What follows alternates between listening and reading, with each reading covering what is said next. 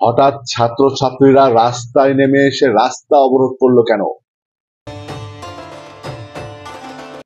ঝিনাইদহে নিরাপদ সড়কের দাবিতে শেখ কামাল টেক্সটাইল ইঞ্জিনিয়ারিং কলেজের শিক্ষার্থীরা আন্দোলন করছে। রাত 10টা থেকে ঝিনাইদহ ঢাকা মহাসড়ক অবরোধ করে রাখে শিক্ষার্থীরা। 2 ঘন্টা ব্যাপী চলে এই সড়ক অবরোধ।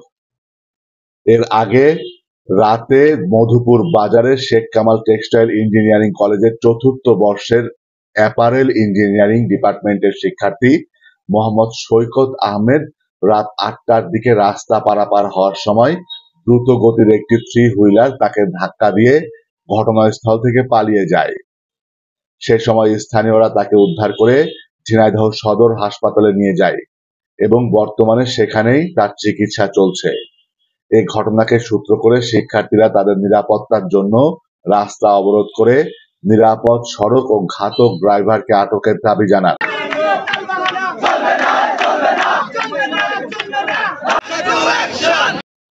ঘটনার পরপরই ঘটনাস্থলে ঝিনাইদহ সদর থানার ওসি মোহাম্মদ শাহিন উদ্দিন এবং ঝিনাইদহ হাইওয়ে পুলিশের কর্মকর্তারা উপস্থিত হন।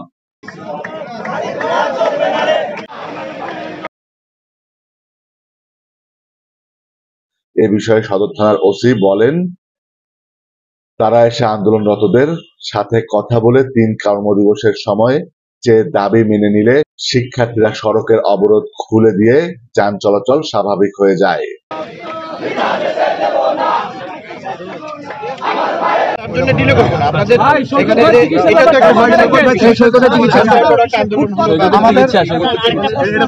আমাদের যে শিক্ষার্থীটা আহত হয়েছে তার চিকিৎসার ব্যবস্থা আমরা উপজেলা জেলার যে স্বাস্থ্য বিভাগ তাদের সাথে কথা বলে তার সুচিকিৎসার ব্যবস্থা নিশ্চিত করব, এই কথা আমি দিচ্ছি।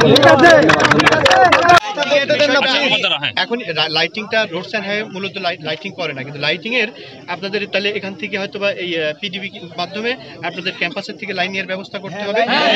বিদ্যুতের একটা সংশ্লিষ্টতা আসে এখানে, ঠিক আছে, বিদ্যুতের একটা বিষয় আছে এখানে আমাদের নন বিদ্যুৎ